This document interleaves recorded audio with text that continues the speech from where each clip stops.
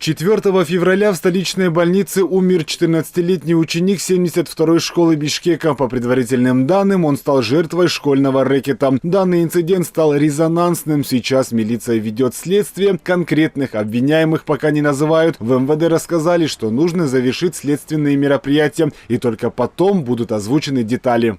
По данному факту обратились с заявлением его родители о проведении следственных действий и установлении истины по делу. По данному факту по статье 130 Уголовного кодекса Кыргызской Республики возбуждено уголовное дело.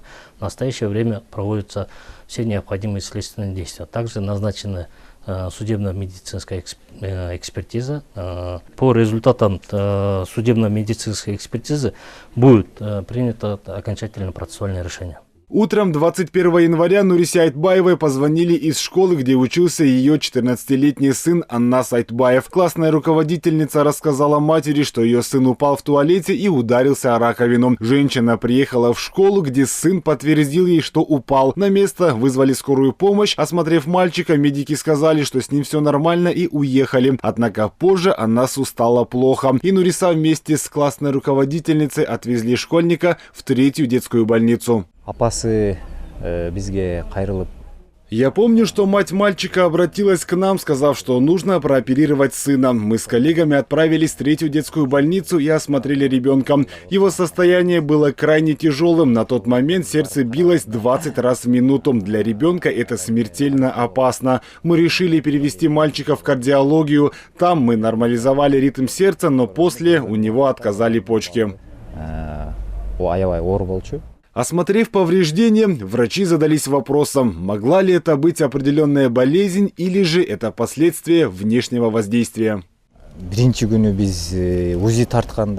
Мы проделали большую работу, специалисты провели все возможные анализы, УЗИсты после обследования исключили цирроз и рак. Далее мы задались вопросом, почему так пострадали органы, хотя это еще ребенок. Возможно, почки получили такой шок от внешнего удара, это тоже не исключено.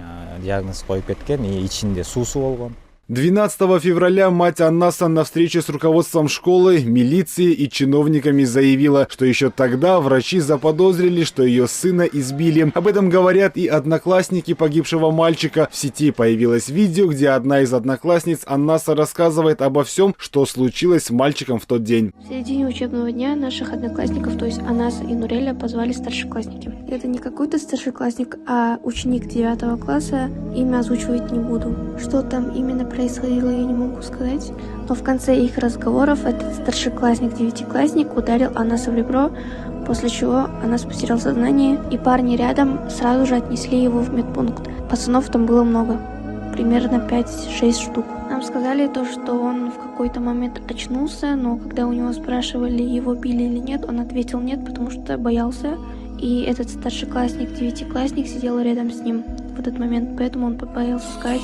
Но если бы его рядом не было, он бы все равно не рассказал правду, потому что таковы принципы. Наша съемочная группа направилась в 72-ю школу для того, чтобы выяснить все подробности того дня и как мальчик, ударившись о раковину, получил травмы в области почек и печени. К сожалению, побеседовать с директором мы не смогли. Уже у порога нам твердо дали знать, что данную ситуацию руководство школы не желает комментировать.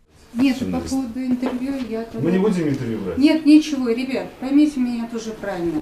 Сейчас я выскажу какое-то мнение, оно будет мне противоречить. Поэтому никаких комментариев, пожалуйста, в правоохранительные органы. Мы были в правоохранительных органах. Все, значит, я больше комментариев давать не буду. Но мы все же смогли узнать отдельные детали. Некоторые ученики рассказали, что старшеклассники обременяют данью младших. Здесь это внегласно называется налог.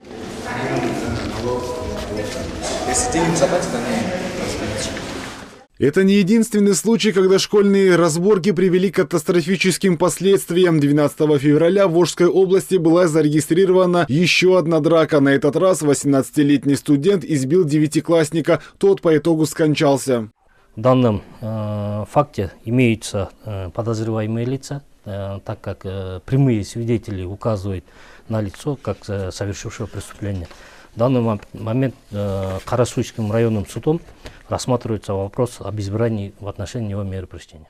Школьный рэкет, буллинг и разные издевательства зачастую приводят к большим трагедиям. Как говорят психологи, учителя, родители должны пристально наблюдать за детьми, ведь агрессия, проявляемая подростком, видна невооруженным глазом. На самом деле педагогам такие состояния, они видны всегда.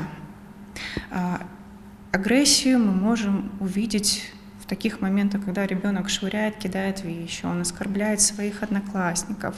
И зачастую такая агрессия, если на нее не обращать внимания, она начинает расширять свои границы, то есть ее становится все больше, больше, больше, элементарно по причине того, что с ребенком просто не разговаривают, ему не объясняют, как поступать хорошо, а как поступать плохо. Дети, подвергающиеся насилию со стороны сверстников или старшеклассников, зачастую не говорят об этом своим родителям. Все, что происходит в школе, остается там. Ребенок боится говорить об этом своим родителям, и у этого есть несколько причин. Чтобы раскрыть своего ребенка, в первую очередь важен такой очень комплексный подход, то есть это сотрудничество со школой, в которой обучается ребенок. Это контакт, в первую очередь, с завучем по воспитательной работе, поскольку это сфера больше его деятельности, это классный руководитель, это, возможно, ребята, с которыми ребенок общается. То есть очень важно поддерживать контакт этот трехсторонний и брать периодически самому, проявлять инициативу, брать периодически обратную связь. Дети часто боятся говорить о проблемах из-за страха наказания или осуждения. Родителям важно поддерживать открытый диалог и учить ребенка правильно реагировать на угрозы. Необходимо также развитие школьных программ по борьбе с буллингом и рэкетом. Малик Аюпов, Руслан Бароненко, ЛТР Бишкек.